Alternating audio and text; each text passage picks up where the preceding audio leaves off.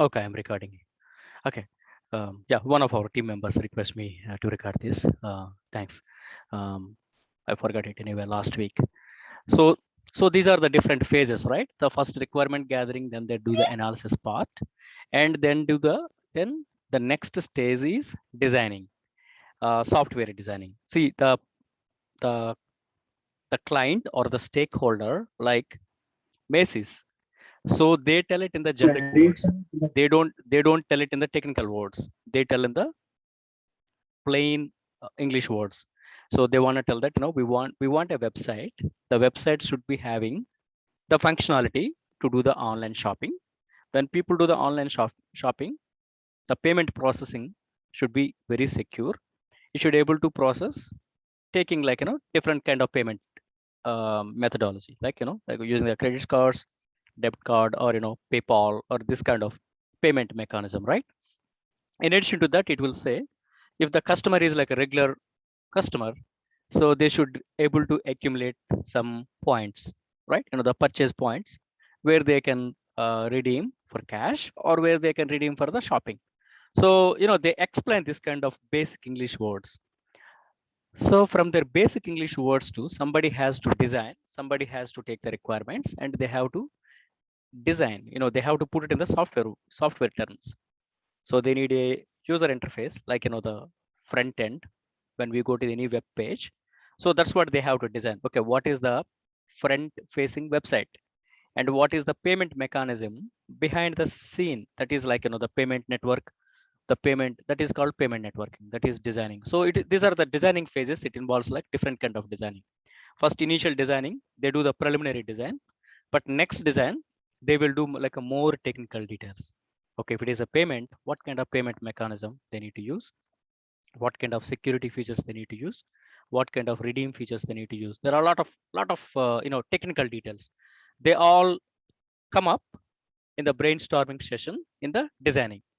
Once they do the designing, then the implementation part, actual implementation takes place. During the implementation part, the development team, they take the requirements from the business analyst team, and they do the actual development. Once the development is done, there is a testing phase. The testing will happen. Once it passes through the testing, once everything is good with the testing, then they do the deployment mean deploy the product in the production environment. Once the deployment is over, everything is good, then it will go to the maintenance. They deliver the product to the Macy's, but they generally, in general, what happened, there is a agreement with the clients.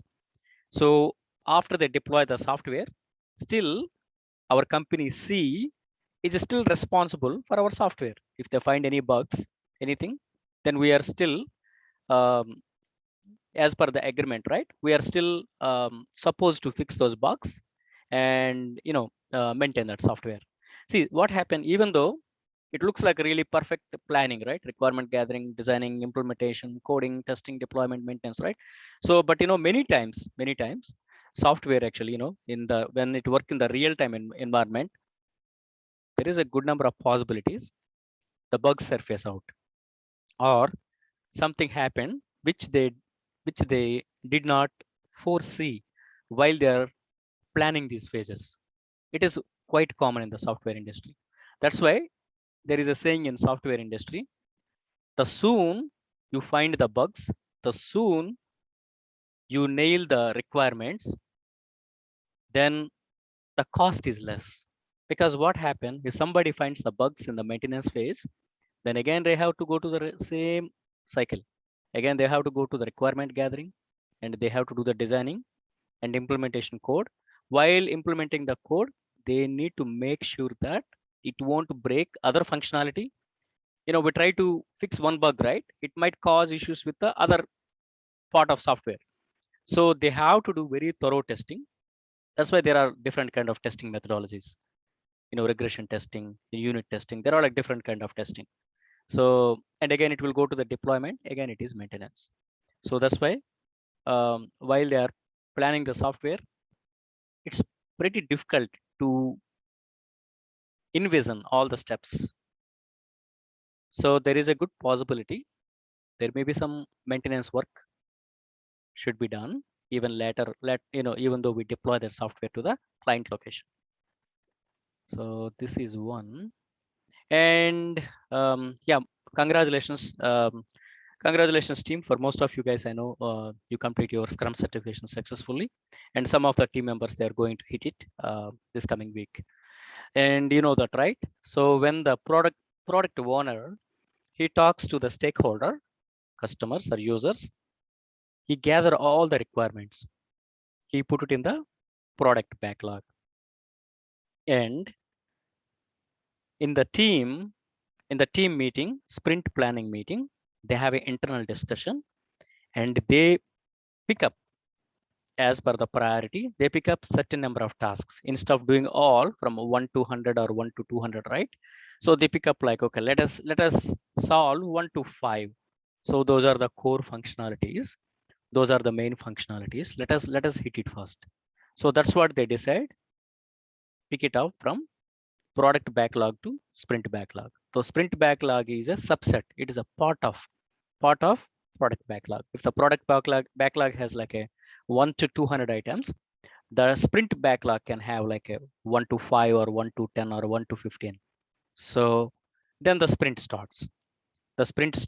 We know that, right? The sprint team includes product owner, scrum master, the team. So that is called a sprint.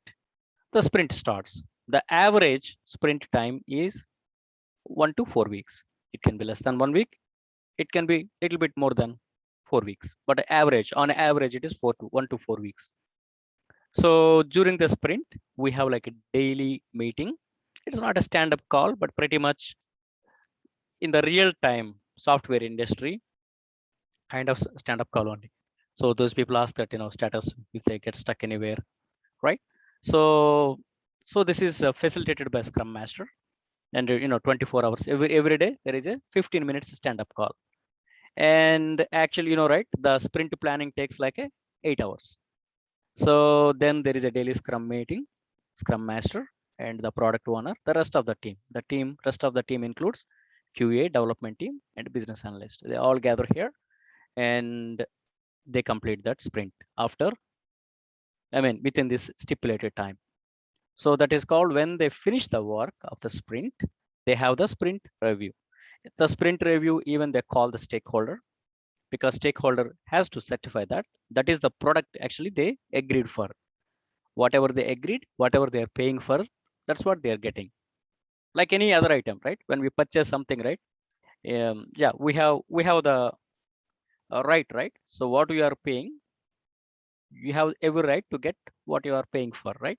So similarly, the software is not an exception, right? Here, they pay the money. That's why all these people put that many efforts. At the end result also expected to be, it's supposed to meet the expectations. So that is a sprint review. The sprint review generally takes like a 4 hours, right? So the sprint review takes after these 4 weeks of sprint, after completion of the sprint. But during this sprint, we have like a daily scrum meetings. We have daily scrum meetings, but we don't have a sprint review meeting. Sprint review meetings happens only once at the end of the sprint, after finishing the work. After sprint review, there is a sprint retrospective meeting. So this is strictly within the Scrum team, the Scrum Master, product owner, and the team. So in the retrospect, actually, they will even discuss internal matters, because internal to the organization. See, when we invite our stakeholder, who is our stakeholder? Macy's. When we invite our stakeholder, so that is a formal business meeting, right? So everyone behaves perfect. But it is in a sprint retrospective, that is a window, that is an opportunity within the team to discuss anything, what went wrong, if any particular team member, if there is a workload on any particular team member, if there are any things they can improve, there are a lot of discussions can go. So the customer or the stakeholder doesn't have to know the inside dialogue, right? So once the sprint is over, again they come back, they will pick up the next set. For example, if they pick up like 1 to 5 as the sprint 1, they pick up 6 to 10 as the sprint 2, then 11 to 15 sprint 3, like that. So they pick up sprint and they finish everything from the product backlog. and time to time they revise it, and they will change the order also. If they, if they put one item at 100, but later on sprint retrospective or sprint retrospective, they might feel like the 100th element should be addressed first before 10th element. So they can change the order. It is not the rule on the rock. People can keep changing the order actually. So this is Scrum. So first one is software development lifecycle. Second thing is Scrum. Now let us discuss project management. Team, the reason why I am touching different concepts is, see, I am not recommending you guys to apply for one job. So when we are done with this course, like, down the road, like a couple of months, so we should be in a position to hit like 5 to 6 kind of jobs. So that's why, we are touch base with one topic after another. So during this process, right, we will gain a lot of knowledge, and we know that what is going on in the software industry. So I try my best to make it very simple for you guys. So that's why, I came up with this PowerPoint today. Unlike last time, we discussed from the book. So hopefully it will be helpful. Okay. The project management. Okay. I will keep repeat it again and again. The biggest strength of any project management professionally is communication,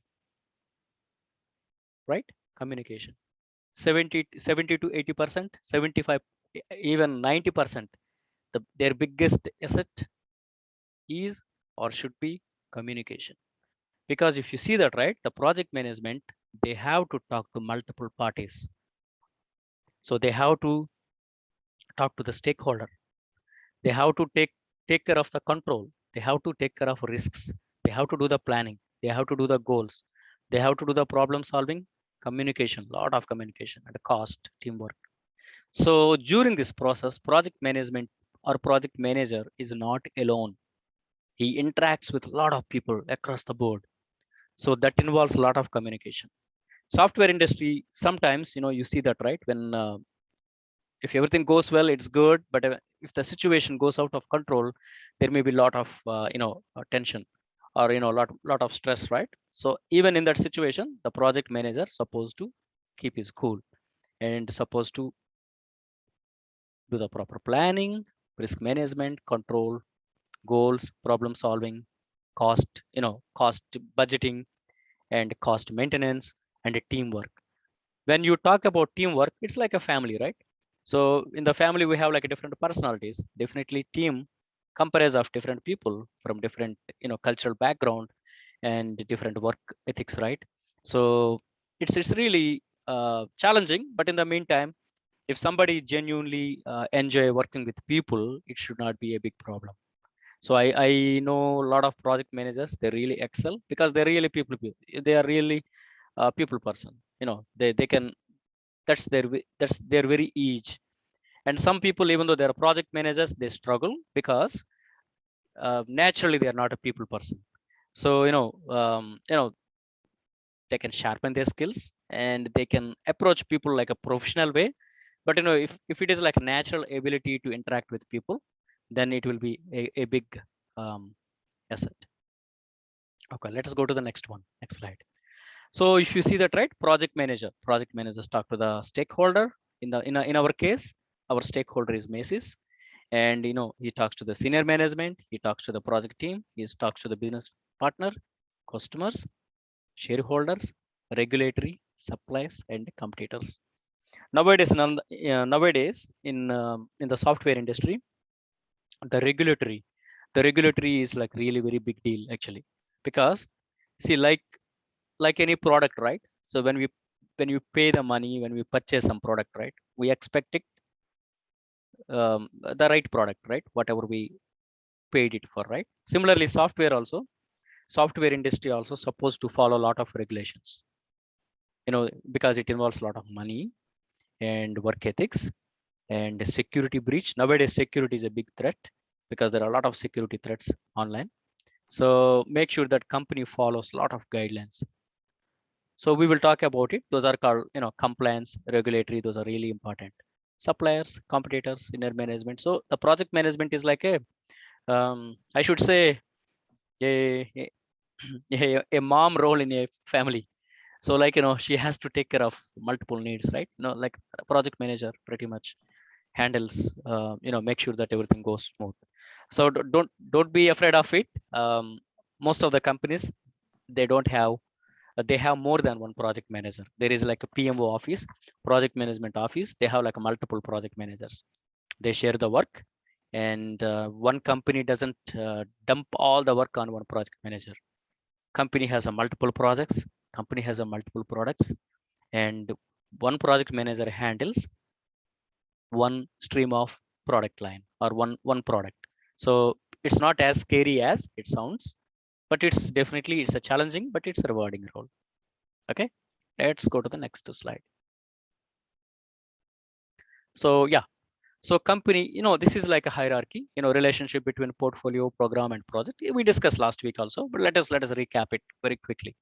So portfolio, see for example, Macy's, what is a Macy's portfolio? It is a retailer. That is a portfolio. And programs, Macy's can be like hundreds of programs.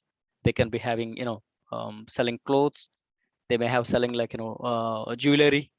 So, you cannot compare clothes and jewelry. They maybe the rules are different, the regulations are different. They may not sell the jewelry as freely as they sell the clothes, right?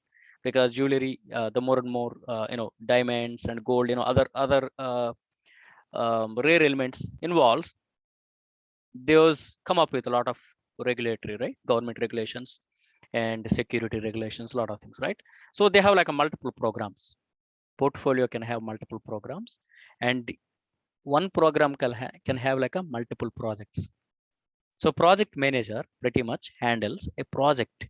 So if you see that, right, if it is a big company, there are like multiple programs, and each and every program can have more than one project.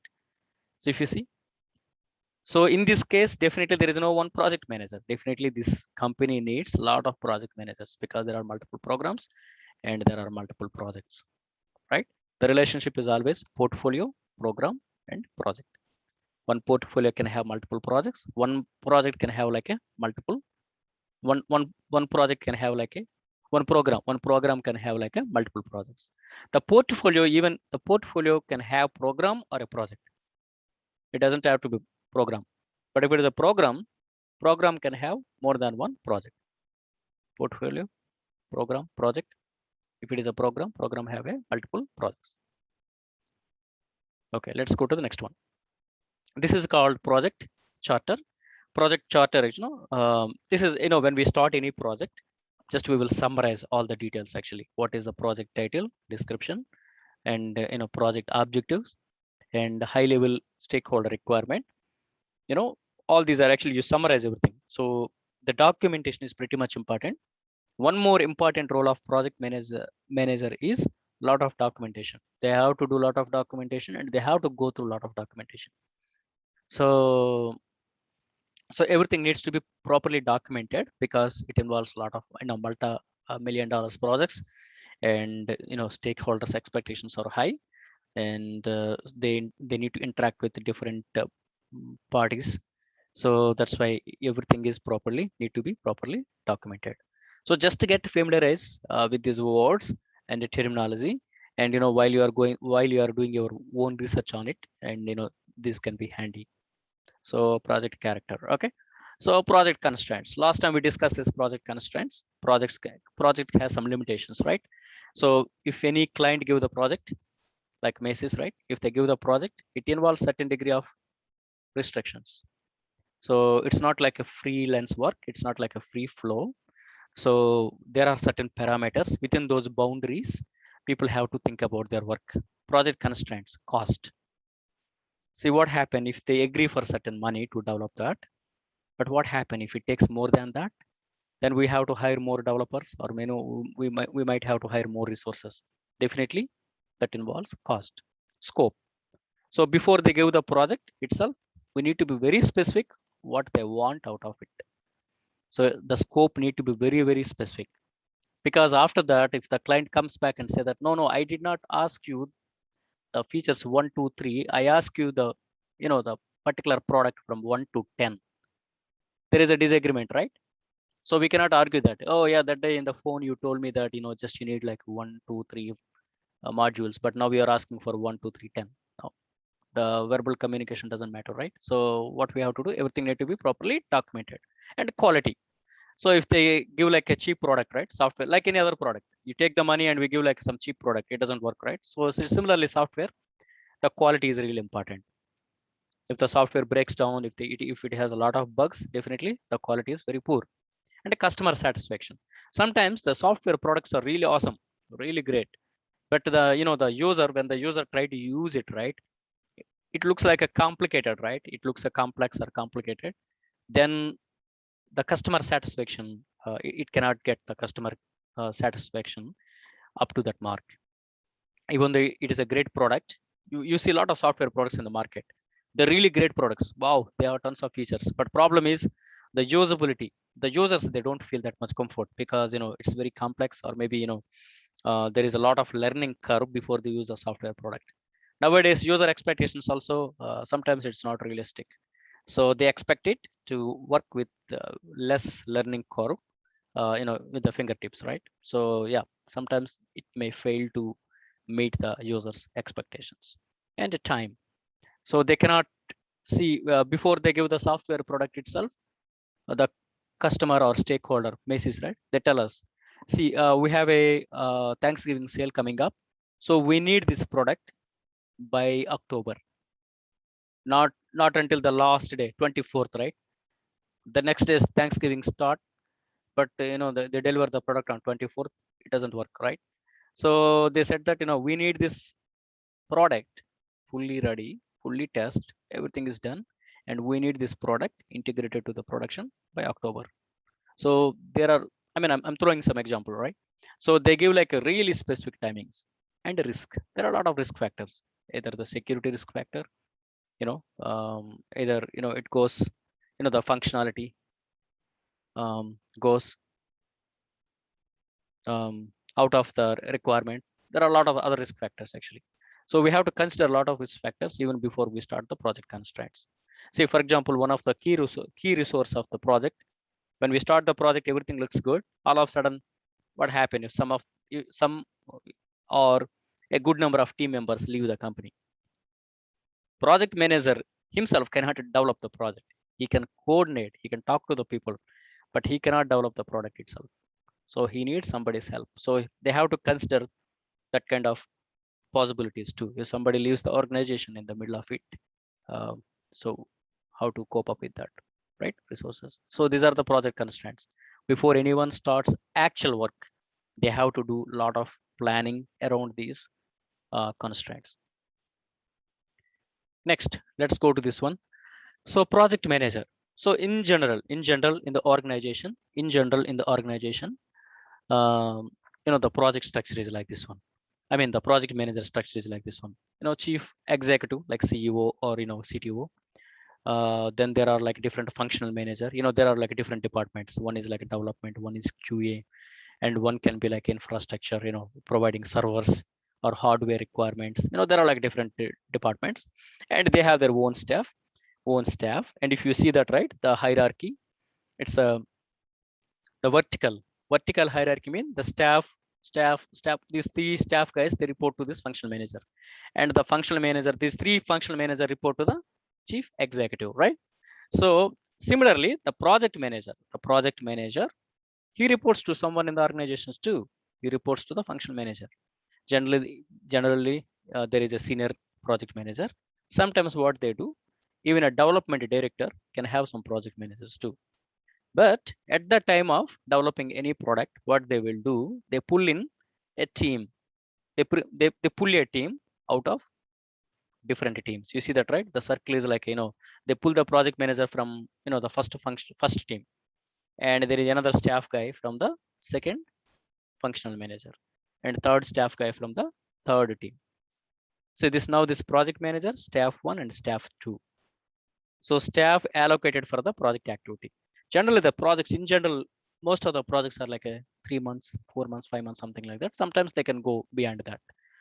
So what happened for this particular project? What they do, they staff allocated out of different teams.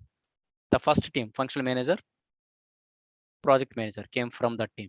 Second staff guy come from the functional manager too. third staff come from the function manager. But all these three people team up for this particular product. Once this project or product is over, again they will go back.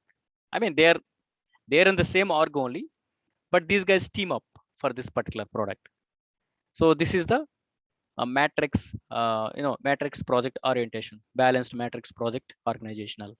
So pretty much you see this kind of architecture in the companies. So project manager can fit in anywhere, but project manager generally reports to a director or another senior project manager, or project manager, they have a project management director, or he can report to a development director. Let's go to the next one. So the project management there are like a project management process, right? There are like different steps: initiating, planning, executing, and monitoring and controlling and closing. Start mean initiating the project, planning the project, executing the projects, check and acts, monitoring and controlling the project. And see, generally, right, what they do, right?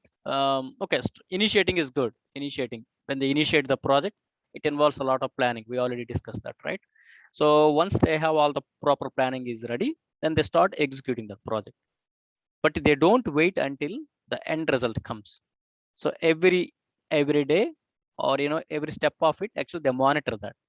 So if the software product development period is like 3 months, right? They don't wait until 3 months. So there may be daily stand-up call, like our Scrum calls, or maybe like daily status calls. In the status call, people say that, okay, where we are heading to. Okay, so in the 3 months, they will divide the whole work into milestones. Okay, maybe first month or first few weeks, let us achieve these goals. So when they reach the 2 months or 2 weeks or 3 weeks period, they will check their checklist. Okay, did our software meet these requirements? Or how are the other parameters? Or how are we doing with the time? Are we really strictly following the timelines? Are we missing any timelines? How is the efficiency of the people? Are we really burning the team members, right? So sometimes to achieve the project objectives within really less time or maybe less cost, right? Sometimes we might put extra workload on the team members. So if you put extra workload on the team members, it might work. It looks like it might look good initially, but on the long run, right, what will happen? The team members will become very anterior, right? So it won't work out on the long run. So what they have to do? So they have to properly balance the workload on the people too. They cannot push a lot of work on the people just to save some bucks, or save the time, or the deliver product within time.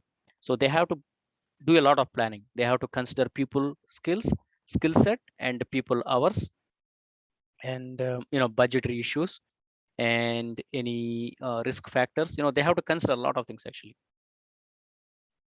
So yeah, this is the one. Let's go to the next one. Roles in the project management. Project management, project manager, program manager, product manager, service manager, product quality manager, process requirement analyst.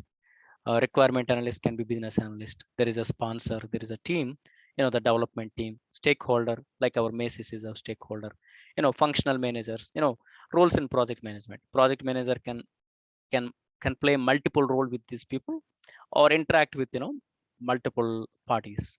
We already discussed it in one of our above slide. Let's go to the next one. So change request, right? Change request. So when we do anything, when we want to see, when the software product is developed, it is delivered to the production. But after that, when we see some changes, change request pretty much comes here actually. Let me go back one step back.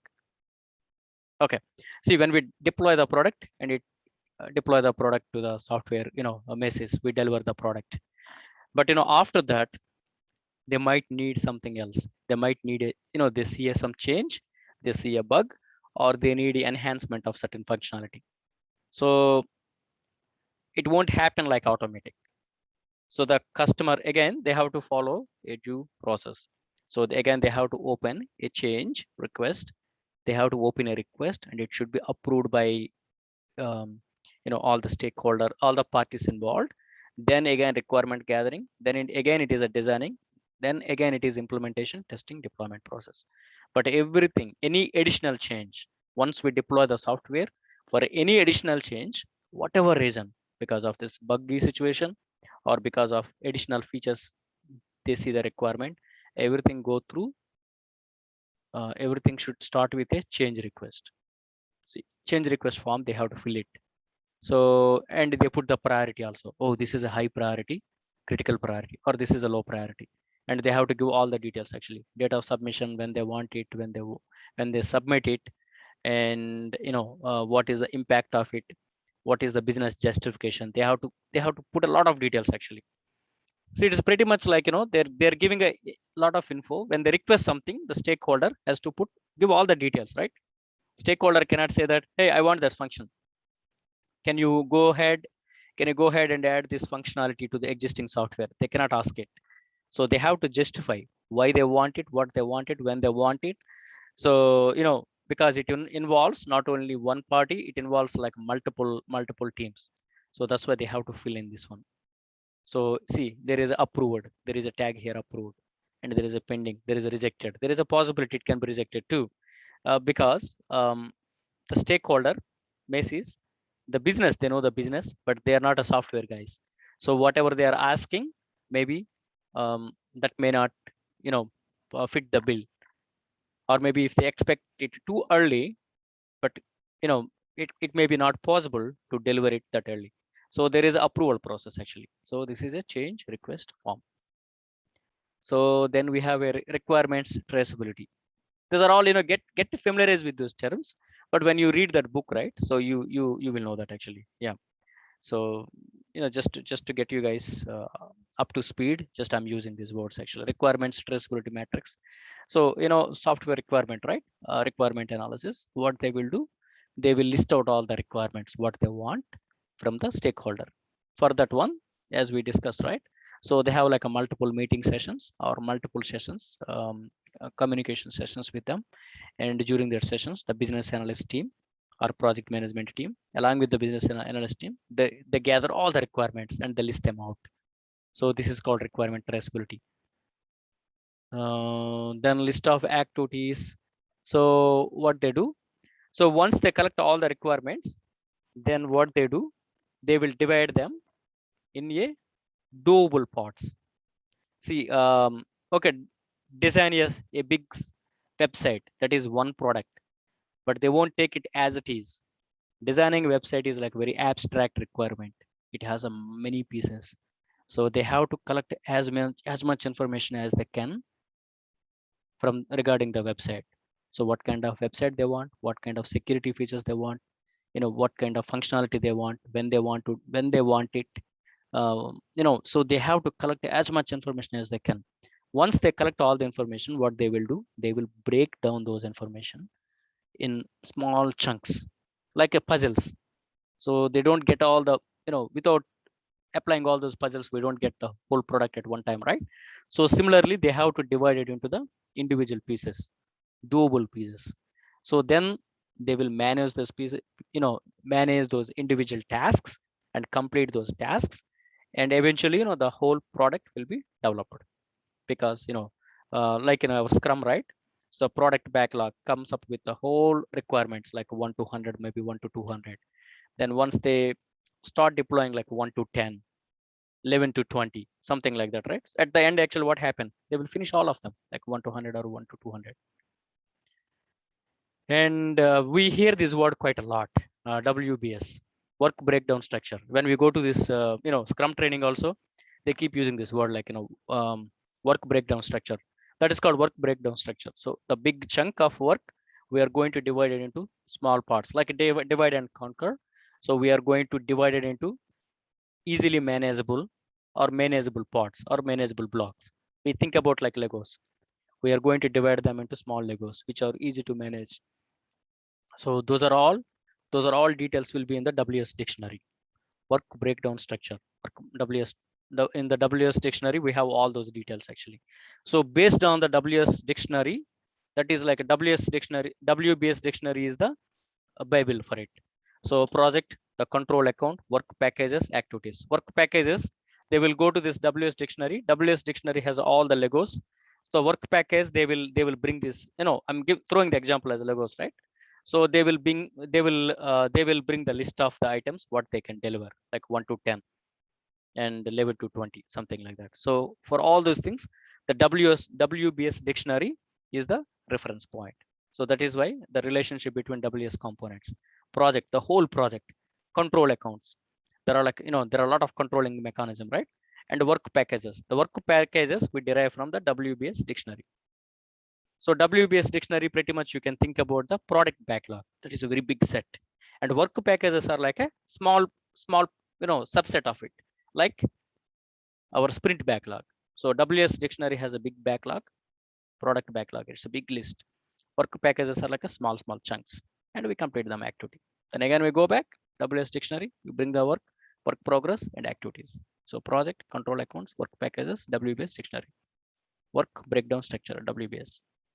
Okay, let's go to the next one. Okay, WBS dictionary. Yeah, we use the word WBS dictionary, right? What is WBS dictionary? So, here we give like all the work actually, here we put all the details. Work involved, acceptance criteria, assumptions, risks, resource alignment, duration. So duration, cost and everything. So what is the reference point for the, what is the guidelines for the WS dictionary? The guidelines for the WS dictionary is, let us go back to the previous slide here. When you consider any work, these are the things we need to consider. How much cost? Cost mean not necessarily money, eventually money, but it can be like hours. When we go to the developer, you don't ask me how much does it cost, right? When we go to the developer, we ask them, hey, how much time does it take? But developers say, if the developer says it takes like 40 hours, eventually the 40 hours will be billed to client Macy's. So what they will do, they won't bill 40 hours of individual developer, right? What the company does, 1 week 1 week is 40 hours, right? Per month is like 160 hours per developer. If there are like 10 people involving, so 160 by 10, right? So yeah, 1600 hours they will submit to Macy's to pay the bill. So eventually, initially we calculate in the manual hours, but eventually all these manual hours will be billable. So when we declare any one of them, the work breakdown structure, right? Work breakdown structure dictionary. So we have to put all the details actually. What is the minimum work? What is the acceptance criteria? What is the assumptions, risks, resource aligned, duration, and milestones, cost. See, software, the developers has the tendency, if you give them any work, right, they want to complete that work and they want to go to the next work, next task, right? So generally they try to finish it as soon as they can. They want to move to the next one. So in that process, right, sometimes what happen, right, they might miss a point or two. They might miss a step or two, because in that hurry to go to the next point. So that's why there are always milestones.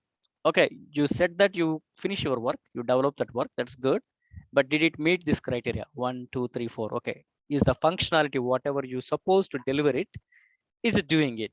That's what they check it actually. For that one, we need the milestones and cost, due date, and everything. This is WBS dictionary. Project, control accounts, work packages, WBS dictionary. This is the structure of WBS dictionary. Let's go to the next one. So we keep talking about it, right? The project has a lot of dependencies. It has a lot of dependencies. What are the dependencies? Those are some of like mandatory dependencies, and some are like discretionary dependencies, and those are some of external dependencies. So a mandatory dependency is the natural flow of the work being done. So mandatory dependencies mean when they start the work, they will put a plan, right? What are the requirements? What are the dependencies? One component, what component depends on another component? These are all mandatory. Or discretionary dependencies, what happen, sometimes while you're working on it, team cannot easily change other types of dependencies. However, they can change the, discretionary project manager and the project team when there is a need to compress the process schedule fast track. Okay, got it. So see, if it is like a traditional conventional conventional planning, then it's like a mandatory dependence. They put the roadmap. Okay, let us develop this product, and it has dependencies like a, let us finish the module A. When we finish the module A, then go for module B, module C, module D, A to Z, right? So they put the plan, they develop it, they execute it. Awesome.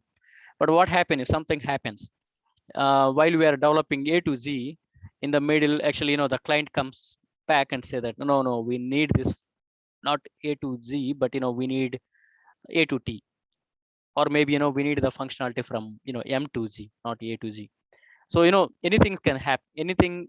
Anything is possible in the software industry. The requirement can change. The client might come up with, no, we don't need that functionality now. Can you consider delivering other functionality before we do that, right? So those are all discretionary. That is in the middle of it. So in the middle of the work, the project management team with the stakeholder, other stakeholders, and the development team and the planning team, they will have a decision. They will make a decision on it. External dependencies. So there are some other influential factors like regulatory. As I told you, right? They're developing a product. See, especially nowadays in the software industry, any software product involves healthcare product. Healthcare product is a lot of regulations in US and Europe also. There are a lot of regulations. They have to follow certain guidelines. See what happened while they commit the work, when they start doing the work, but all of a sudden they find that their product needs to follow other regulations too. What they have to do, they have to wait on, get the clearance from the regulations. Those are external dependencies. So they cannot continue their work, they cannot continue their product as they planned initially, because there are some other external factors came into action, came into play. So types of dependencies: mandatory dependencies, discretionary dependencies, and external dependencies. Yeah, we have all these things. Actually, I captured from the book. If you guys go through this book, right, I'm pretty sure you guys pretty much get them, most of them. So again, I told you, right, there is estimation. Before we do any software development, when the stakeholder Macy's asks us, hey guys, can you develop the software product? We are like, okay, yeah, sure. And we don't start doing it, right? We do a lot of planning. So one of them is like estimating the cost, how much money it takes, how much resource it takes, what are the risk factors, any regulatory, lot of things we have to consider, right? Just now we have discussed it, right? This is estimating methods. There are like different estimating methods. That is in the book actually. So now the project schedule. When we have the schedule, right? So if the project involves like 4 months or 5 months, we have to draft the schedule. We have to draft the schedule when we want to deliver the first part of it, when we want to deliver like a certain modules, right? So we have to do a lot of planning, and we have to not only that, we have to keep track of the progress also. See, we cannot waste a lot of time initially, and we cannot rush the people in the end, right? So the work should be evenly distributed. The work should be properly planned. That's why we have all these milestone charts. We use the bar charts, and we use Gantt charts. This morning I stopped by at Mamata, and she has been working on these Gantt charts. So it's these are all for the planning actually. The project planning depends on, see here, if you see that, right, there are the time from August month what work will be done, and from August 22 to 24 what work will be done. So with a single glance of this diagram, we can tell that what work they're planning, which time frame, and what they're planning to deliver. And what not only that, they will follow some color code. If it is like a yellow color, I'm throwing some example here, yellow color in progress. When it is like a green, completed. So when it is like a blue or something, to be actually it needs to be done, actually it's to be initiated. Yeah, there are like different color codes. So these are all for the management purpose, for the planning purpose. Even with the charts, when you look at the charts, you will get an idea about the whole work, whatever you are doing it. With the chart, we can say that all the green completed. Wow, this task is completed. So August to mid of August, or maybe first week of August, this work is completed. Maybe second week this work is completed, third week completed. Okay, you guys are planning this yellow work in August, in last week of the August. Okay, great. Okay, you guys have, this work has to be initiated and you guys are planning from end of August, like that. You can decode these charts, and you get a very clear example of what is going on, clear idea of what is going on project wise. That is called Gantt charts and bar charts. So project manager, when somebody wants to get into this project management role, so not every company use all of them, but it is very good to know these concepts, because um, these concepts are pretty handy. And most of the time using Excel, our regular Excels, we can do this one. There are tons of help in the YouTube. There are a lot of videos on it, how to generate these charts out of data. So it's pretty simple. It is not as scary as it look like, but once we master them, it's pretty cool. The whole management, when you give the report as a project manager, when he gives report to the upper management or executive team, so they will get a clear picture of the project. Just take a look at this chart, or else we have to give like 100 pages or 200 pages of document to the upper management, say that, hey, do you want to have the project status, go through these 100 pages. You think about their response, they're like, what, 100 pages, go through that one to understand that? Why can't you put everything in a chart? So that's what we need, this kind of charts, Gantt charts, or bar charts. With a simple glance, they get a clear idea what is going on in the project. It may not have each and every single detail, but it should be having enough detail which can convey the message where we are, project wise. What are the timelines where we are? So this is called Gantt chart. So these are Gantt chart is pretty much people use it nowadays. So there are a lot of tons of videos, friends, very easy to grasp it. Estimation costs, right? As we discussed, right? We have to estimate costs, we have to estimate the risk, we have to estimate regulatory, we have to estimate multiple factors, right? So one of the thing is like a cost. The process is related to estimating cost for project. Okay, the cost required to complete the project involve quality efforts, risk efforts, project management activities, resources, direct and indirect costs, overhead costs, and other costs. Okay, costs, right? What kind of costs involved in a project? Cost can be like, we only discuss about developers, but what about project management activities? Somebody has to pay the project manager also, right? He won't work for a charity, right? So somebody has to pay for him too.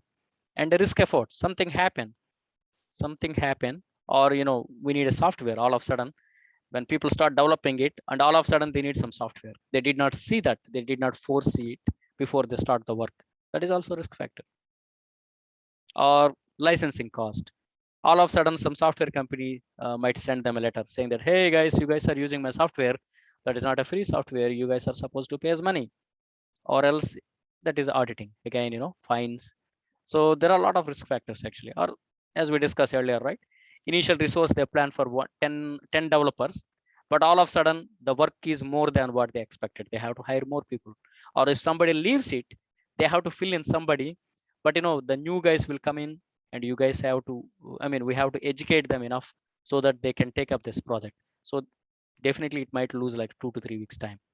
So if somebody loses like 2 to 3 weeks of time, the project will derail. So again, they have to put extra efforts and get it back on track, right? So these are all risk factors actually. Quality efforts, quality should be, they should not compromise on quality, right? Direct and indirect costs and overhead costs, others. Overhead cost mean if the budget is crossing more what they're initially planning, so they have to put a proper mechanism to contain it, right? Or else it will go out of budget. And if it goes out of the budget, client may say, they will keep the client or the stakeholder up to date. If there is a proper justification, client might say, okay, we see the genuine reason.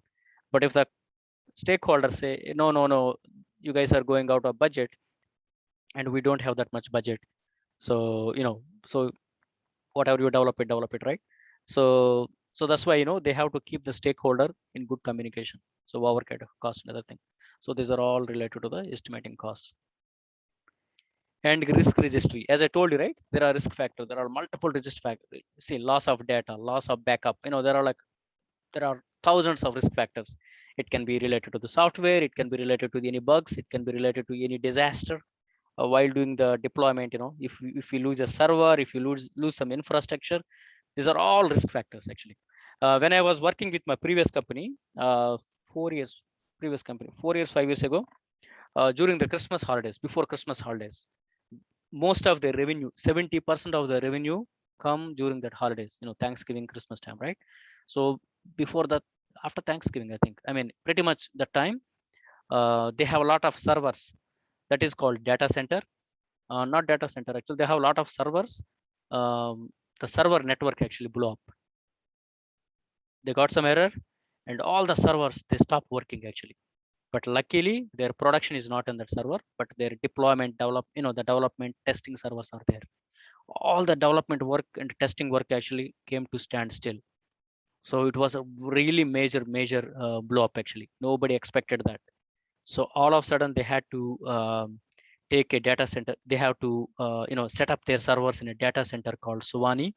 So data center, data center is a facility. So the data center, Suwannee has a data center that is called QTS data center on a satellite boulevard. There are two data center. One is small and one is another one big one. So what they do, they maintain your servers. The data center, they maintain your servers. The data centers, they maintain a dedicated power lines and internet connections. So they are pretty good actually. So those people are specialized in maintaining your infrastructure for you. So that's why there is a very little chance of failure, instead of we maintaining our own software, own hardware, servers in our own building. So it's a very risky business, but those people are specialized in maintaining servers for us. So these are all things actually, risk registry. They have to.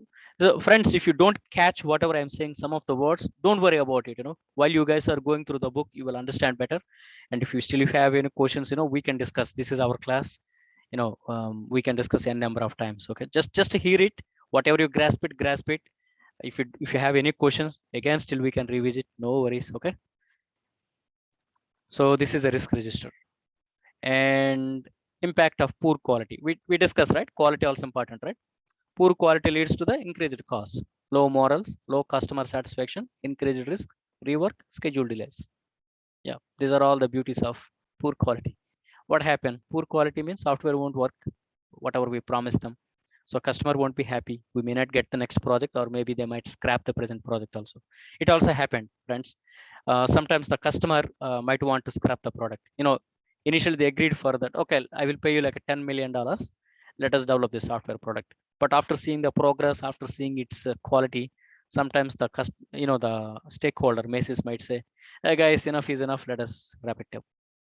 Maybe after 1 month, after spending $1 million, $2 million, they might wrap it up. Actually, the stakeholder customer has a power because they are paying. They have the paycheck. They pay us, right? So that's why that is their call. So they can cancel this product anytime. So rework, schedule delays. The quality, right? During the quality phase, if you find any errors, right, what happened? Again, they have to redo the work. Redo the work involves again all the 4 phases.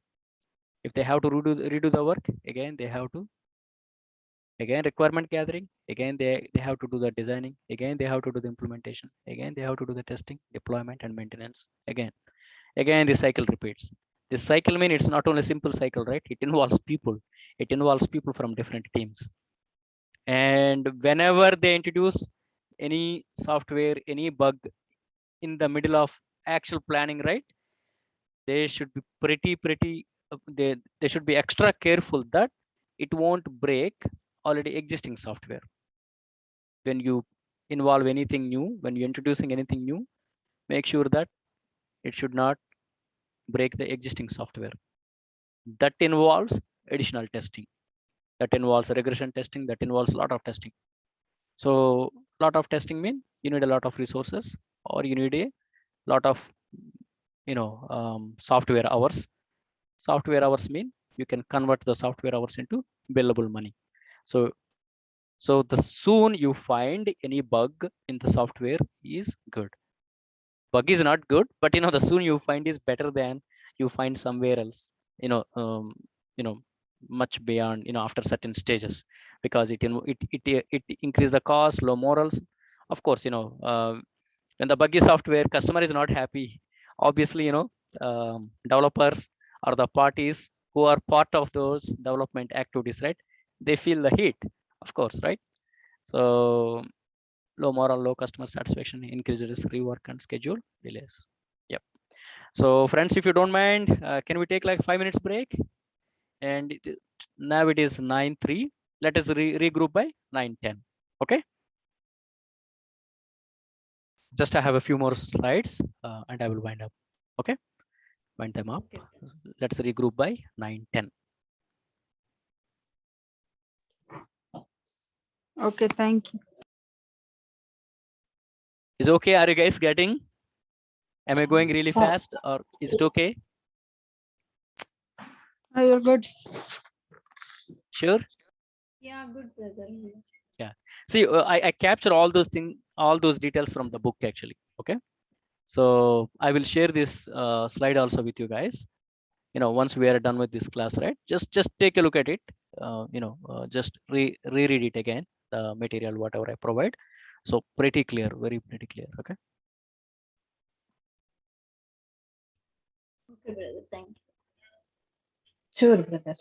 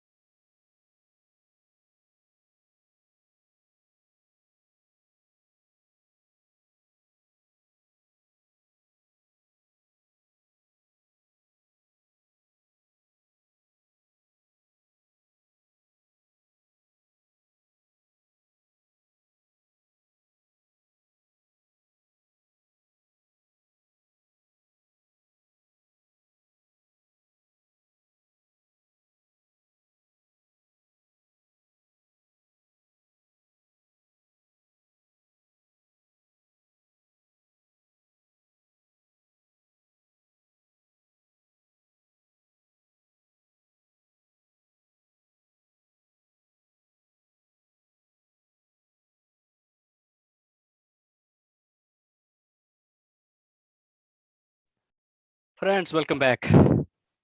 See, most of these concepts, see, if any one of you guys, right, study MBA or, BCA or MCA engineering, right? Most of the, what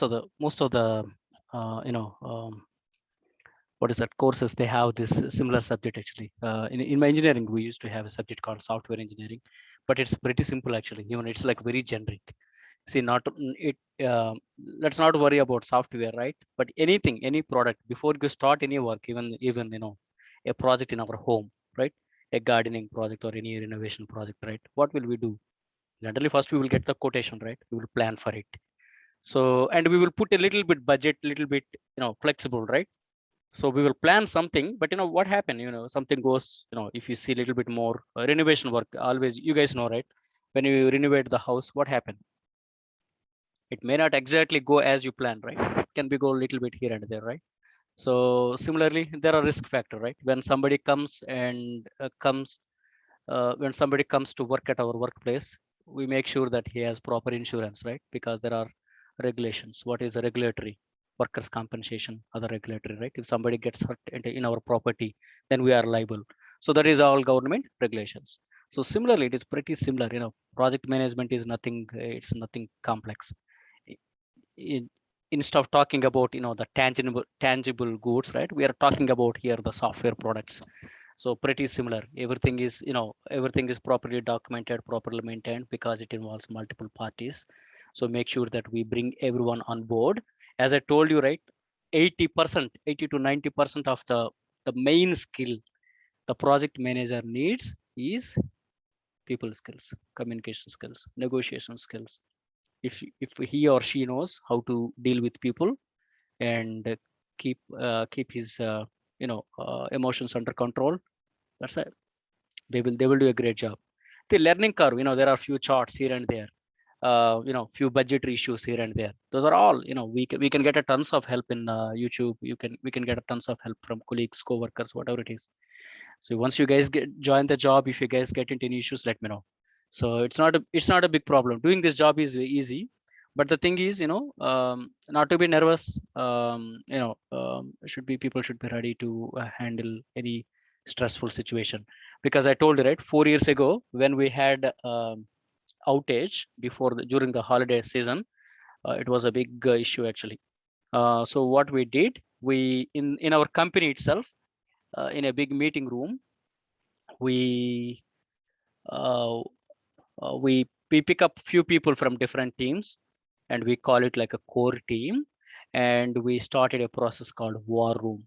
War room mean we are not fighting with anyone, but we are trying to troubleshoot this issue, the network, the software, servers issue, whatever we got it. So that is called war room. So we work with a lot of project managers, and I got an opportunity to work with one project manager. He's a really great guy. Work with him very closely. Actually, I was the manager, and I had a team, and but he was doing all this project management work. So we work hand in hand. So he did not have to deal with much technical details, but he used to do all the planning part. So I used to give him all the details. Hey, Lee, his name is Lee. Hey, Lee, this is what we did. So he used to record everything, whatever I gave him, and he used to give the what is that report to the upper management. So, but whenever I need some escalations, instead of I go and fight with people, right? So because I need to focus on technical work, right? So he used to take care of that. He used to contact, whoever we have a lot of dependencies in the company. We need a lot of people, right? So he used to touch base with other people and get the proper help on time. That's what he used to do. And very handy. And many times he helped me a lot, to control my stress level, because it's quite demanding situation. So that's what project manager is supposed to do. He's like a troubleshooter and a good communicator who can bring all the parties in, uh, check, right? It's not like check actually, keep all of them in good humor, and but without compromising the project quality. He doesn't have to be, he doesn't have to be he or she be a yes man, right? So that's why we have the proper documentation, what to do, what not to do. So everybody has to follow the proper guidelines. Hey friends, most of you guys, you might have seen this. If you look at my screen, flow charts. So flowcharts, right, of any organization. So what is the end point? What is the, what is the starting point and what is the end point? The flowchart gives a set of instructions, where to go, where to stop, if something happens. It's like a diagrams actually. So in Microsoft, we have like a Visio. Nowadays in the most of the project managers, most of the time, even developers, they use the Visio to do the diagrams.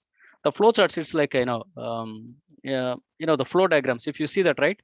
S is like a supplier, C is like a customer. From supplier to customer, we have to, the flow is between, the flow is from supplier to customer. The supplier to input I, and there is a process in the middle, and there is output, input and output and customer. So you start from left hand to right hand. If you see this macro level flow charting, right? You see that, right? S is like supplier, I is like input. In the process can have like a multiple steps. Process may not be a single step. It has like steps 1, 2, 3, 4, 5, multiple steps. But this is all 1, 2, 3, 4, 5 is represented by one single term, process. So supplier, input, process, output, and customer. Simple, right? SI, POC. Macro level flow charting. It starts at supplier, ends at customer. But in between, there are different stages. It's pretty much like traveling. So if you start from, from one city to another city, we go through a lot of cities, right? In between. So those are all, stages in between, or stops in between, right? So similar it is like, yeah. So this is one chart. This is another flow, this is another process flow chart. It has, claim management process map, but it has more details. It's not as simple as this one, supplier customer, but it has more details. Even we see even more complex charts at the workplace. Depends on, number of details you want to present. So if you want to give like a overall, 10,000 feet view, you don't give all these details. What you do, just give like a overall picture. But if you want to give like more details, if you have to give, or if you want to give more details, then you have to give this one. In the management, sometimes they say, no, I don't want all the details, but give me like overall picture. Then you present small picture. But somebody in a technical architecture meeting, they say, no, we need to know what is actually going inside, inside the process. For example, here, the process. If somebody asks like overall diagram, we give like SIPOC. But somebody wants to know what is going on in the process, then we have to do a bigger diagram. Again, process flowchart. You see that, right? This process can have like a multiple complex stages. So this is all flow diagrams. You will know that the book has a lot of details in that. And the basic tools for quality, for any quality, cause and effect diagram, flow charts, histograms, charts, run charts, scatter charts, Pareto charts, control charts. There are like different charts. So what are the cause, what is the effect, cause and effect actually, what causes and what is the effect of it. This is all like cause and effect diagrams. Create a way to look into the root cause. What is the root cause and what is the final product, and actually what is the backbone, what is the process kind of thing actually. So these are all self-explanatory. You guys go through that one, even though it doesn't make any sense. I read the same thing. Okay. Reiki charts, responsible accountability, consultant information. This chart is form of responsibility assignment matrix that defines role assignment more. Okay. See, one of the project management I told you, right? He has to deal with a lot of people. Human resources responsibility. Project manager has to deal with a lot of teams. Teams means people, right? So for any particular project, so the company, as we discuss again, let us go back. Previous one.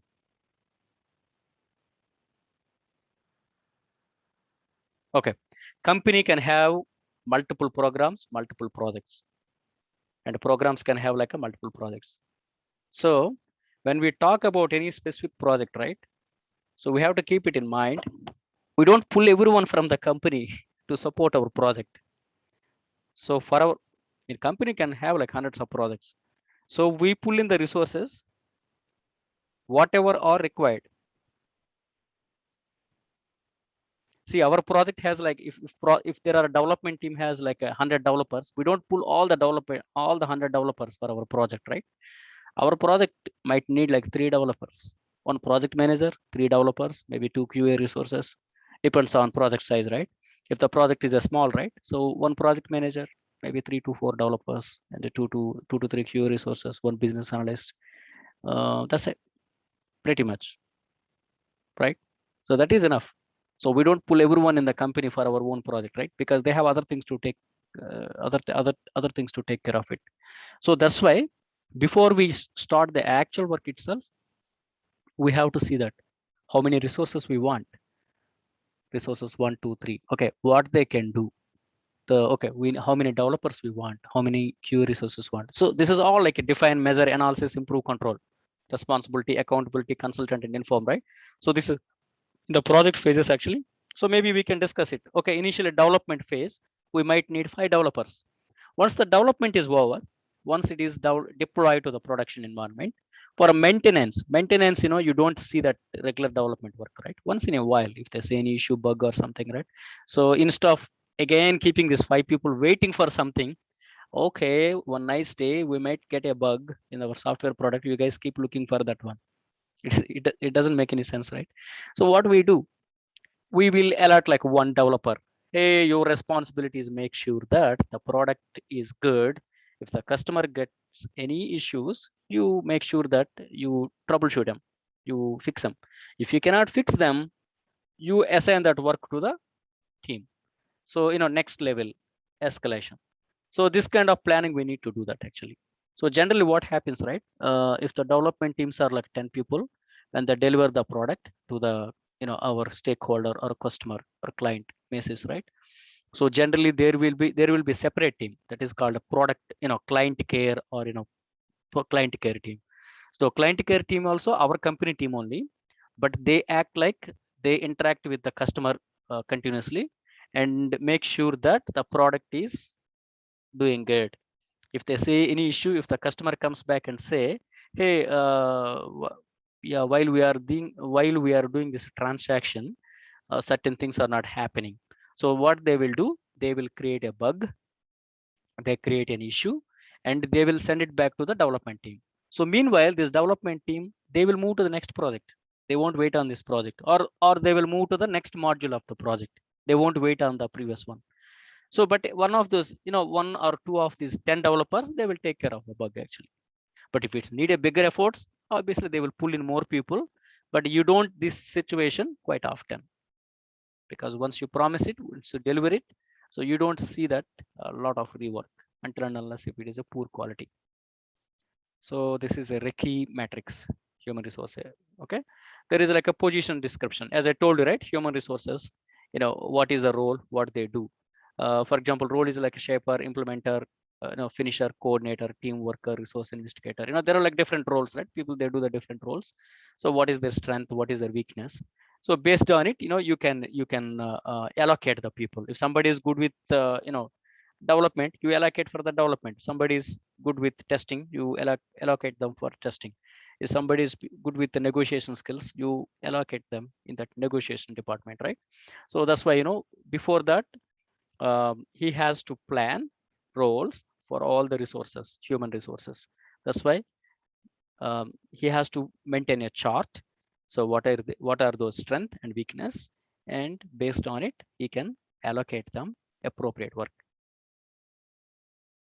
And staffing management plan. Staffing management plan is a part of human resource plan and includes plan for staff acquisitions, resources calendar, staff release plan, staff training needs, rewards and recognition, compliance, and safety. See, software industry also, it involves people, right?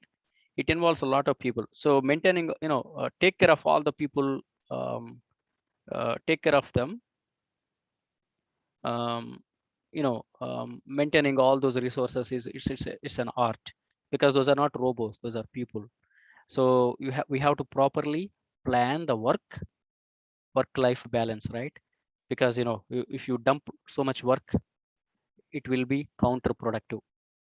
It might work for a while, but after that, you don't see the zeal in them.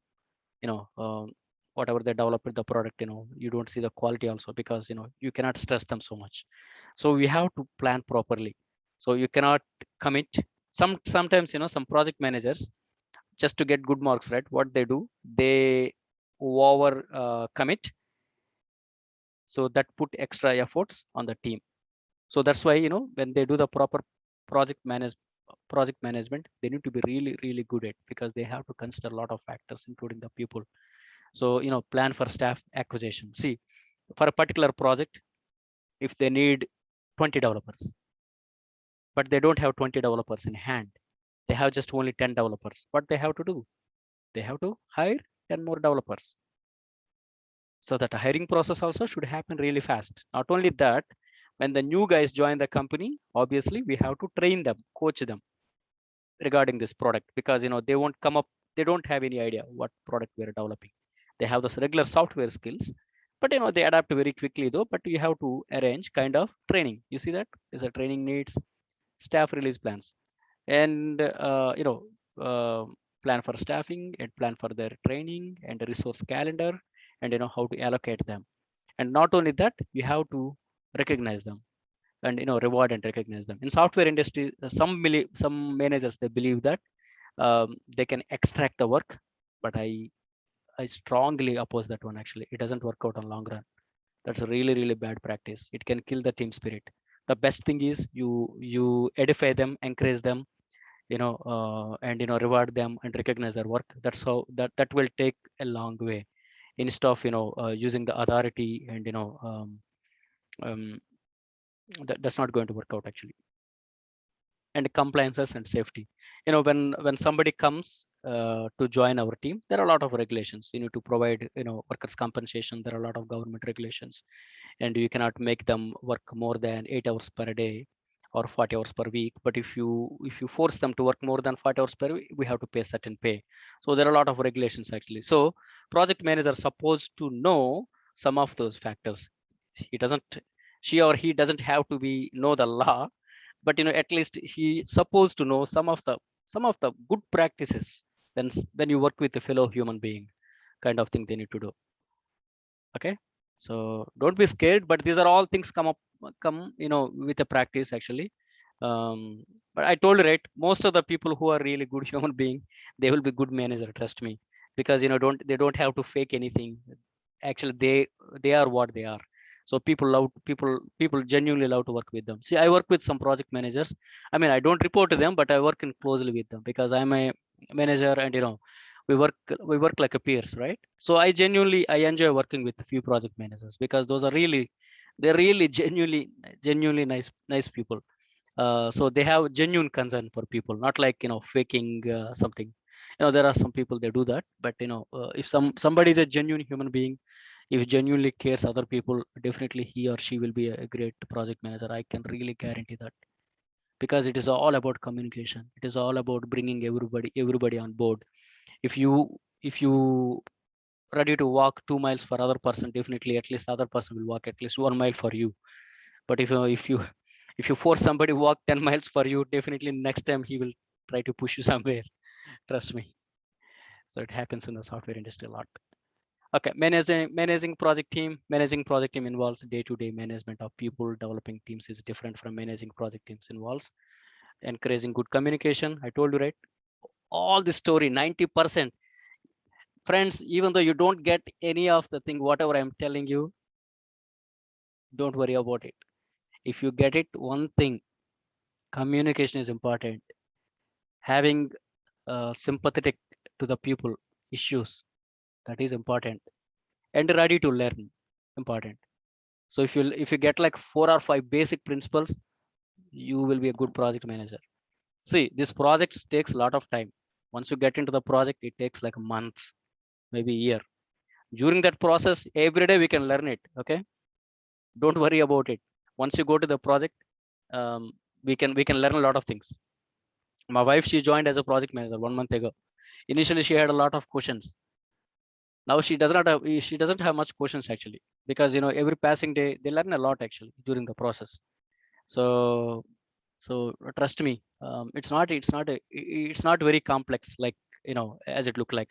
See, I have to share you guys about the concepts of project management. That's what I came up with all the slides and dumping all the stuff. So don't be don't take it harsh on you, like it's a scrum training, right? Yeah, they teach us like 2 days boot camp and 8 hours, and then we did a lot of workshop. Awesome. But how many things genuinely we use at our workplace? Most of the workplace, they don't use all of them. They take a they take slice of it, and they pretty much what is that, hybrid it pretty much whatever work culture they have, and they use it. That's it. Many companies, they don't have scrum master. Sometimes the project manager acts like a scrum master act like a project manager. It's like that. Actually, it's very pretty simple. This is all just to a concept to learn, concepts to get familiarized. That's all.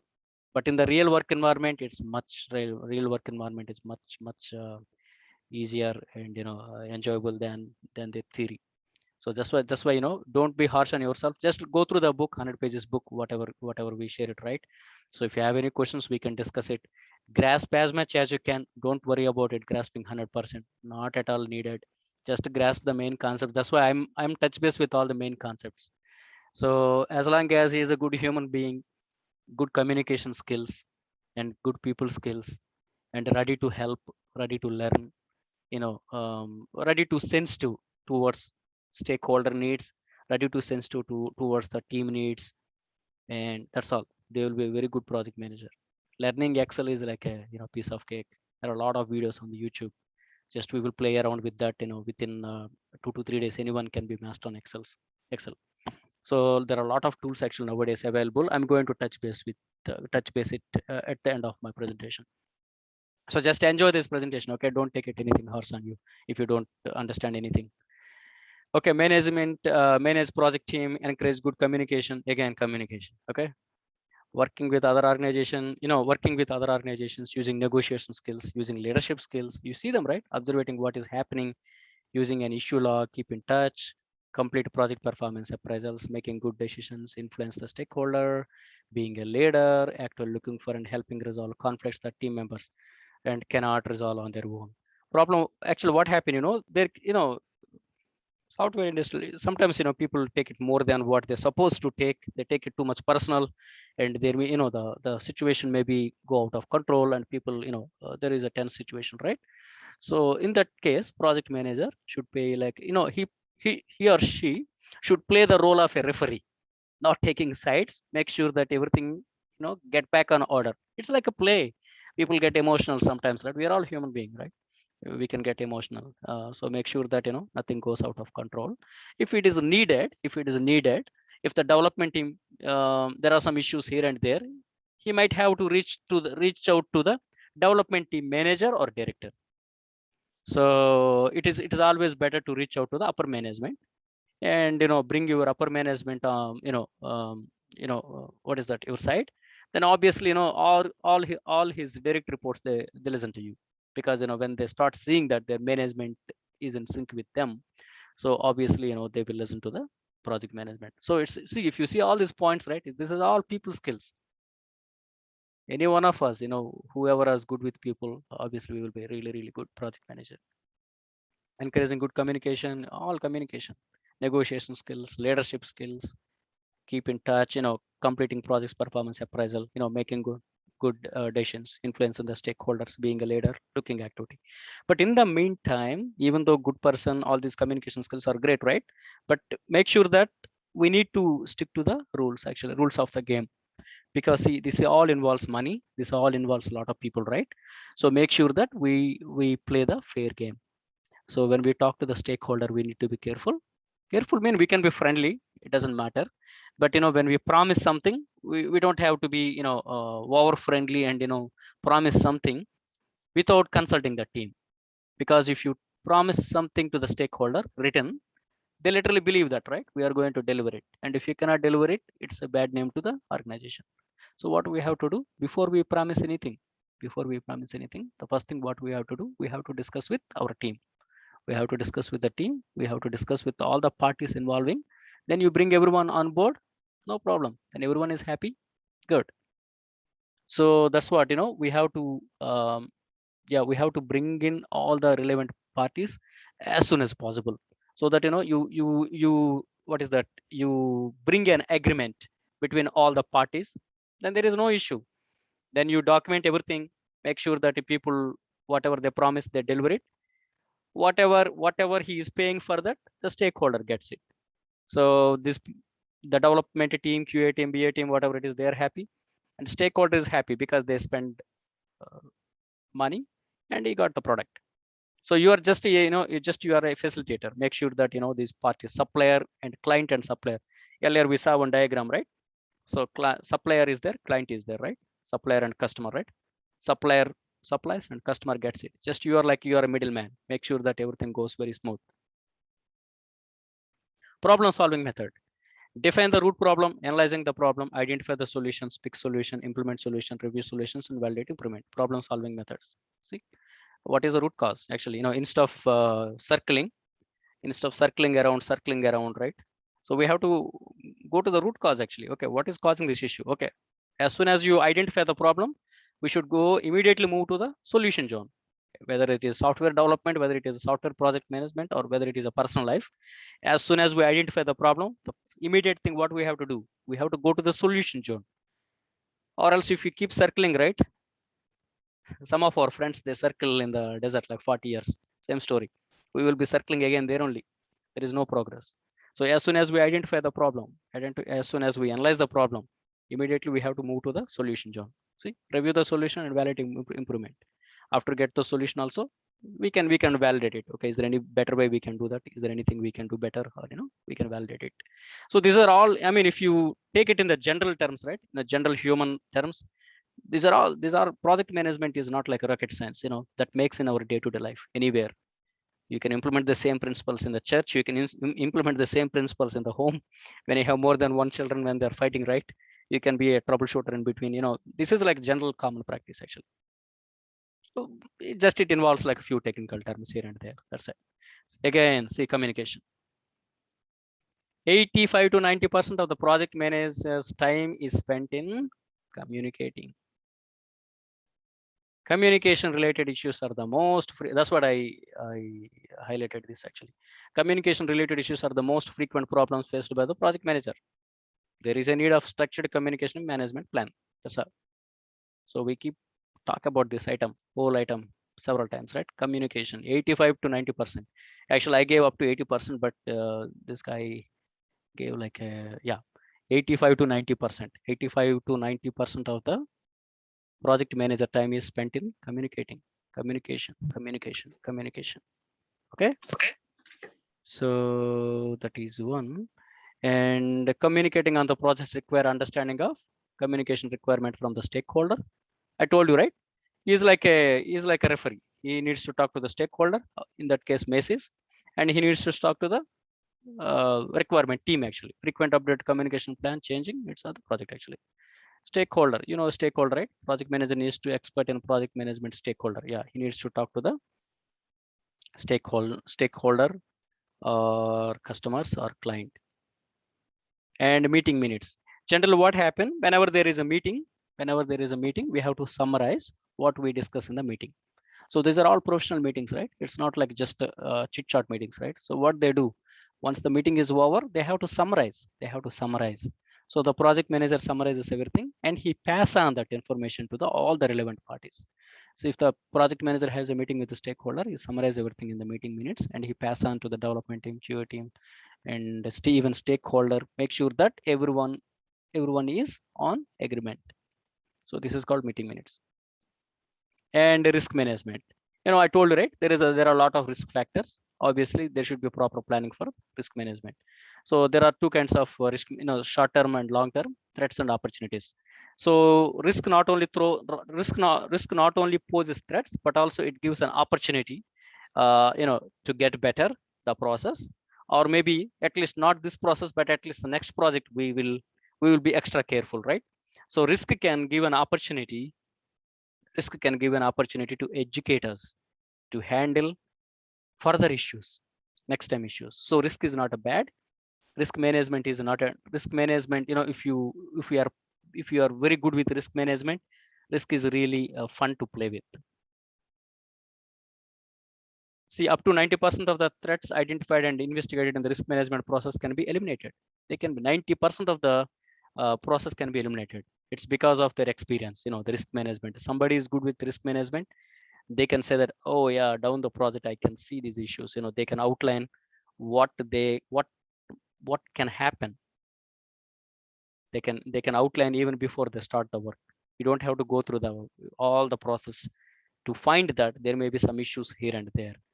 If he is an experienced project manager, before starting the project itself, he can tell that, hey, down the road, I have few concerns.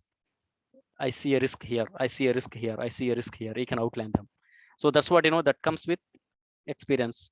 And he said that up to 90% of the threats identified in the investigative risk management process can be eliminated. So plan risk management, who are the parties involved in the risk management? Risk management, it's not only the responsibility of project management, even the sponsor. Sponsor means stakeholder. Project manager, sponsor, team, customer, other stakeholders and experts. If they cannot come to a conclusion, or if the risk they see is more than what they can understand, they can take the third party help actually. See, most of the companies nowadays, they have a lot of regulatory government regulations are there. See, government regulations, these companies, they are not expert in the government regulations. What they do, they take a third party help actually. Hey, can you come and help us to understand us, or maybe or to meet these government regulations? That's why some companies, they pay money to a company called KPMG, E&Y, and other companies, Deloitte, and they bring the companies in and they pay the money and they help them. Hey, we have to follow government regulations, but we don't have any expertise in that. Can you help us? So those people take like certain money, and within 2 to 3 months they will help them to follow all the government regulations. That's what it is called, experts. Okay, risk management, project management, sponsor, team, customer, and other stakeholder, anyone can involve in this one. Okay, risk registry, like I told you, right? Everything need to, again and again I'm telling the same thing: communication, documentation, communication, documentation, communication, documentation. So everything is a registry. There is a risk registry. When there is a meeting, there is a meeting minutes. When there is a requirement, there is a requirement, WBS. That's called work breakdown structure. Everything is see, if you, I will recap it, anyway, once we are done with that. You see, everything what we discuss it, there is a document. For everything what we discuss, there is a chart. So it's all about communication and documentation, communication or representation. That's it. Project management role is so simple. There are tons of tools in the market nowadays. Project management job is so easy because there are a lot of tons of tools readily available. They don't have to do. Earlier, people used to use Excel a lot, and they used to do everything by hand. But nowadays, a lot of tools actually, the ready-made tools are available. The risk register includes a list of risks, list of potential responses, root cause risk. These are all risk register. It has like all entries, risk ID, risk description, consequences, likelihood rating, and things. Okay, project management dashboard.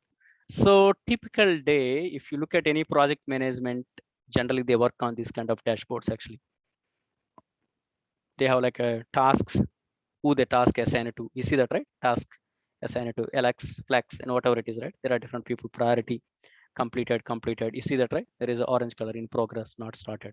So this kind of things actually you see quite often with a project manager, either in the Excel sheet or somewhere else. They maintain this one actually. What task, who is working on it, how much percentage they work on it, this kind of track actually. And you can see this kind of, this is like a Gantt chart. Gantt chart, you can see that, this program is on stack. So what they will do for any upper management meetings, they provide this kind of dashboard. If CTO or somebody asks the project manager, hey, can you give me the status of the project? They won't give like 100 pages, 200 pages documents. Say that, hey, very good thing you ask me, you read this 200 pages document. CTO will look at him like, where are you from? So what they will do, CTOs need like 1 page. Within 1 page, they're supposed to provide the status. To provide anything, these dashboards are helpful. If you look at this dashboard, right, anyone can tell that, okay, project 20% completed, project status is on track. I mean, it's as per the schedule, as per the cost, so on track. And you can see that, oh, these are the tasks actually. Alex is working on it, Frank is working on, okay, check up, okay. 3 tasks, I can see that completed, 2 are in progress, there is 1 overdue, and some of the tasks not started. Okay, what are the tasks they are starting? Oh, they are going to start like a 1 task in September 1st week, and the blue color is completed. Okay, good. And okay, green color is in progress. Wow, awesome. and the yellow color, whatever it is, right, red or orange, right? So it is not started yet. Okay, but that is October. Okay, still we have timelines. So they will get an idea, overall idea, very quickly. So behind the scene, they use all the statistics to draw them. But when the upper management or any executive meetings, right, the project managers, they're supposed to provide this kind of dashboards. These are very easy to draw that, and a lot of tools are available. Even we can draw this kind of what is the dashboards out of Excel. So they look like complex, but those are not actually not. So overall task status, you can see that completed, overall due date. For one picture actually you can tell about the whole project. Like one picture talks about 100,000 words, right? So it's like that. It's very easy. One dashboard talks everything about the project. So this is a typical project management dashboards. And project management tools, I told you, right, there are a lot of tools available nowadays. One of the main tool is like a Jira. Jira is a tool where you can maintain all the requirements. You can keep track of them, all the sprints, the scrum. We attend the scrum training, right? All the sprints we can keep track of it, and we can keep track of the progress, and we can generate a lot of reports, executive reports actually. So Jira is very powerful and very easy, very easy to actually work on it actually. So nowadays Asana also people are using that one. And there is something called Microsoft project actually. Microsoft project, Mamata and other people are using actually. I saw that recently. And Maven Link, there are like multiple products, but I am pretty familiar with Jira and Microsoft projects. And people use Trello also. Trello, there is another tool, Trello. These are all project management tools. Those are pretty similar. The functionality is pretty similar, very easy to use. It doesn't involve any coding. Just, we need to get familiarized how to use them. Very easy project management tools.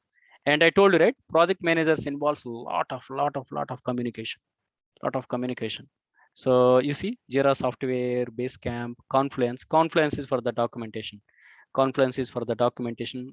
I told you, right, project manager, two things: communication, documentation, and charts.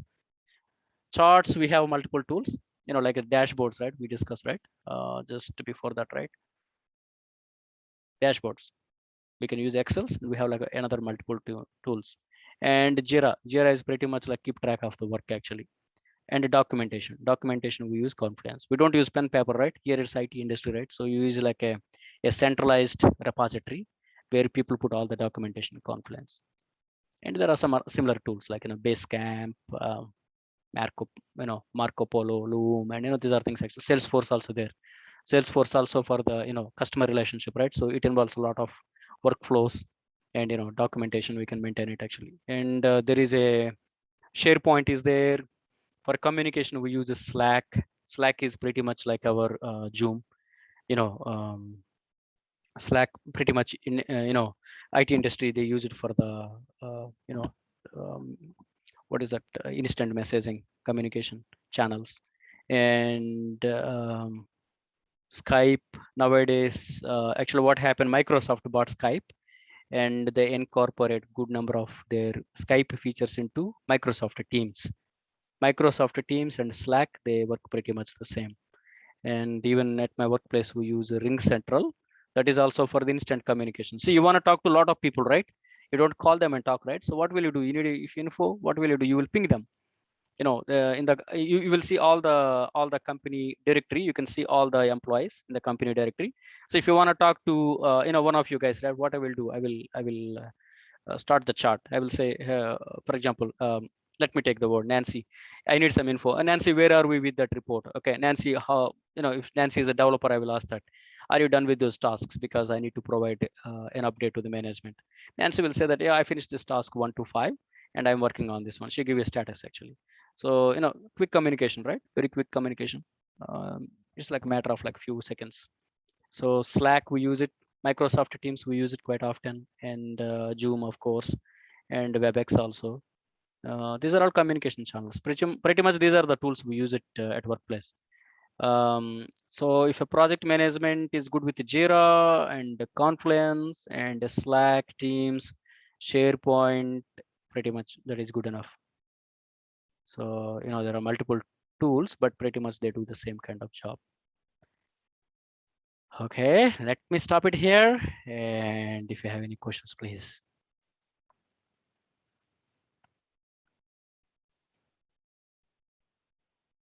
So don't worry about it. If you don't get anything, try to grasp as much as you can. Communication important, and documentation, communication, documentation, and dashboards, representation. That is important. So you see that, right? Project manager, he deals with all the parties.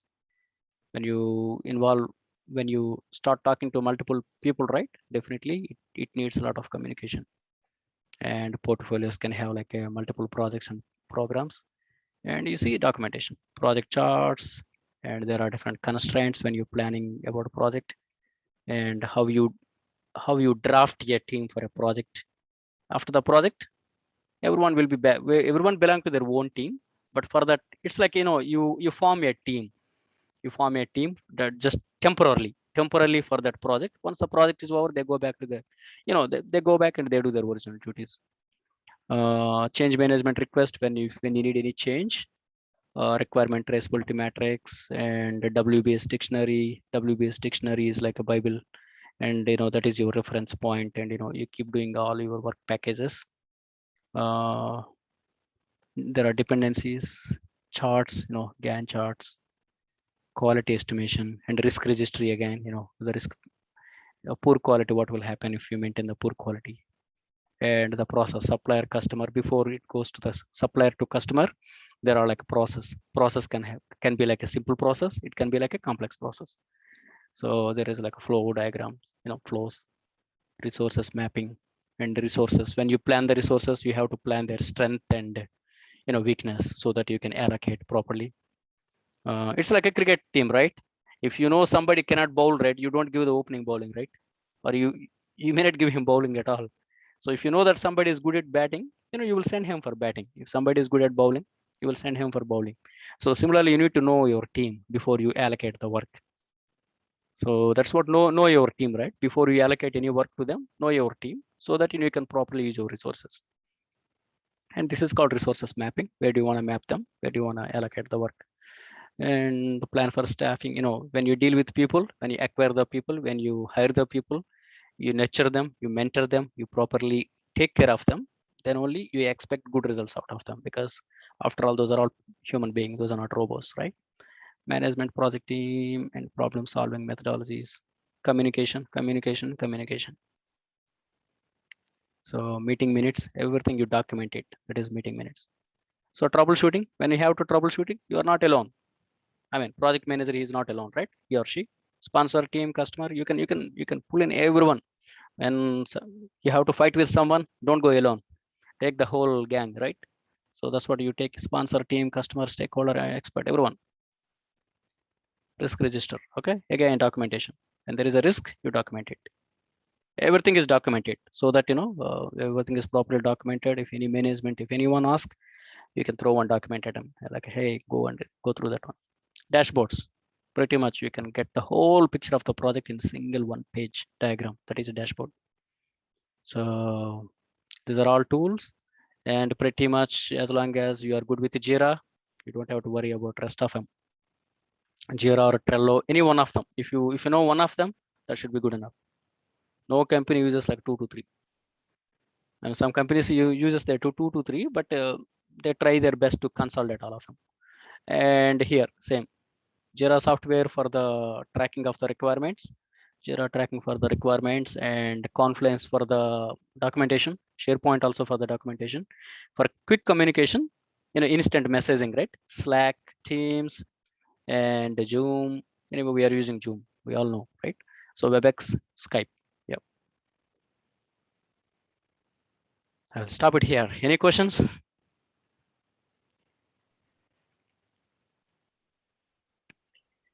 I'm good, brother. Thank you for your presentation. Sorry, this is a very bad time, like 8 to 10 o'clock. But actually, Yeah. yeah. You But did anyhow, really you're going great. to email this recording and the the PPT stuff, right?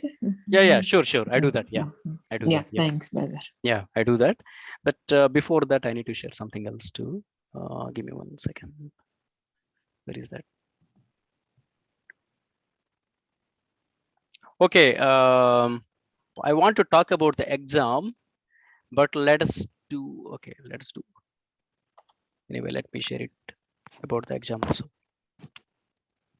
Let me share about it also so that you guys can take a look at it and get back to me. Give me 1 second. I need to pull that one.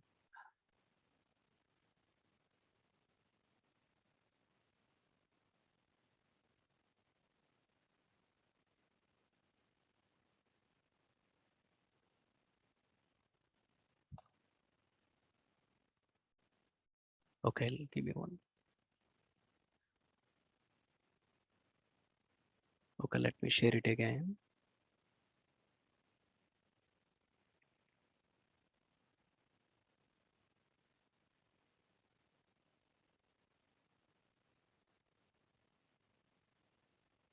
Okay, can you see the screen? Can you see? Yes, brother. Yeah. Yes, we can. Yes, brother. Yes, we Good. can see. Good. You see that, right? What is your project management accreditation certification, right? So this is a company, it's a Switzerland-based company. So they are offering this certification actually. So this is the book actually I share with you guys, right? So that is also in our chat. So about 120 pages or so. So once you are good with this book, right? You don't have to worry about mastering each and every single detail. Just whatever we discussed so far, that is good enough. So once you are done with that, right? So I encourage you guys, go for the examination. Examination certifications are valid like $69, no hidden fees ever. So you guys go and do the registration and do that. That is one way. But what I did actually, I reach out to them. And I ask them. We have like a, regularly we have like a multiple people from our company, from our organization, right? From all of us, right? As a team, we want to give that examination. That's what I told them. So they said that they are going to reduce the price. So I don't know how much they're going to do, but I want to keep all of you guys in the loop. So do me a favor. First, you go through the book. Whenever you are ready, whenever you feel ready, it's a 100% guarantee. So what they will do, right? It's a similarly, it's pretty much like our Scrum training. Instead of boot camp, whatever I share it here, that is our boot camp, right? So this exam, go through the book, and once we register that, right, they give the exam. So the exam is like, let us see.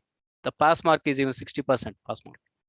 And yeah, your test contains 50 questions and have 60 minutes, pretty much like our Scrum. You got it? Your test and certificate cost $69, but $69 I will negotiate. I will get it down, and I will keep you all in the loop. So that I want to be very transparent there. So pretty much 50 questions in 60 minutes, and pass is 60% pass, and you will get the certificate like this. So what is the use of this one? So this will be good on the resume, whatever job we try for that, because see, people like to see us, have multiple skill set, right? So when we apply any job, not only related to that particular technology or skill set, right? So the employers, they love to see us, multi-talented, right? People nowadays, So project management, if anyone knows the project management concepts, even though they apply for a developer job, that's a good advantage, because anyway the developer one point or another point, he's going to work with the another project manager somewhere else. So it's pretty much like a Scrum Master, but instead of we are paying a lot of money and go to the Scrum training, right? Here just the book is enough, my class is enough. You guys go through the book, it has every single detail, good enough to pass this exam. I passed it like 4 years ago or something. So at that time I was alone, right? I paid $69 and passed this exam. I did not think so many times. But now it is like, as we are all doing as a group, right? So yeah, definitely we can negotiate with them. Register online, exam code instantly online, take your exam, test exam anywhere, anytime. It's an open book, right? So anywhere we can take it anytime. Project management accreditation certification instantly after you finish the exam. As soon as you finish the exam, you will see your certificate. Okay, think about it, and if you are interested, let me know, so that we will group all of us, whoever wants to give this exam, and so that we will hit a good deal with them. Okay. So this is 100%. See, examination success rate is 99.5, they say, but it's easy. Once we go through this book, it should be very easy. We provide 100% money back guarantee. Yeah, money back. If you fail, see, let us read this one also. We provide 100% money back guarantee.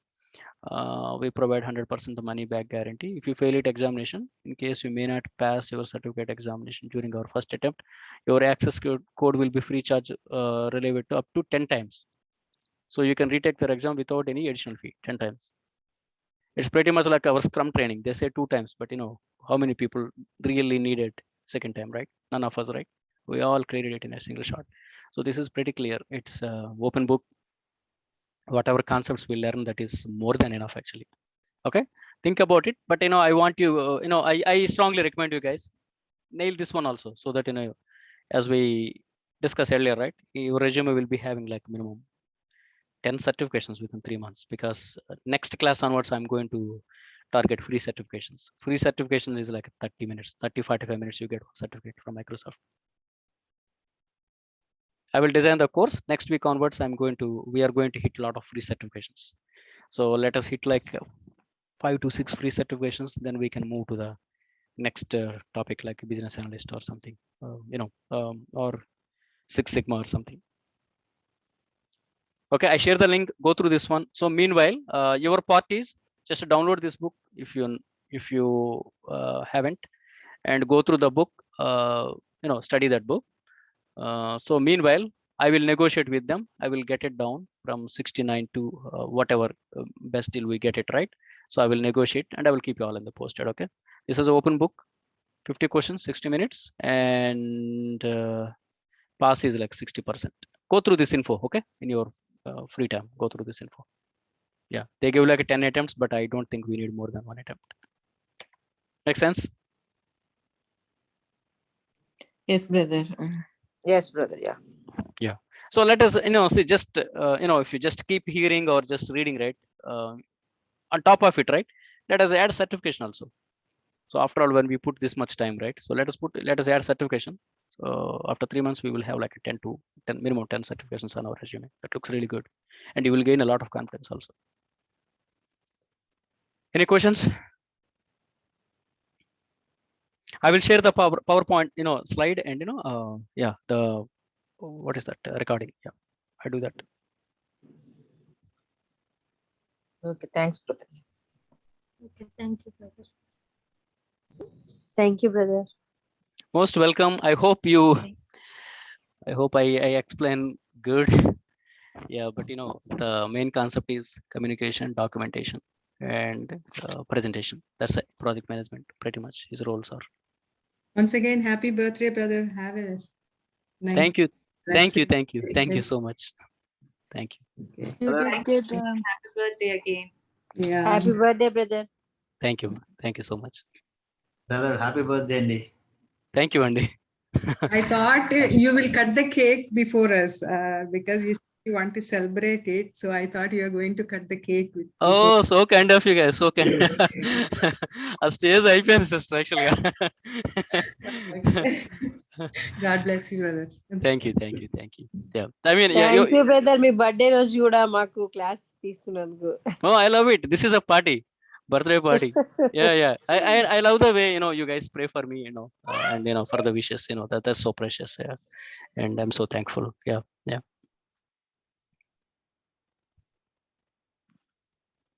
Thank you. Yeah. Most welcome. Okay. Yeah. Bye. Good night, All right. all. Okay. Yeah.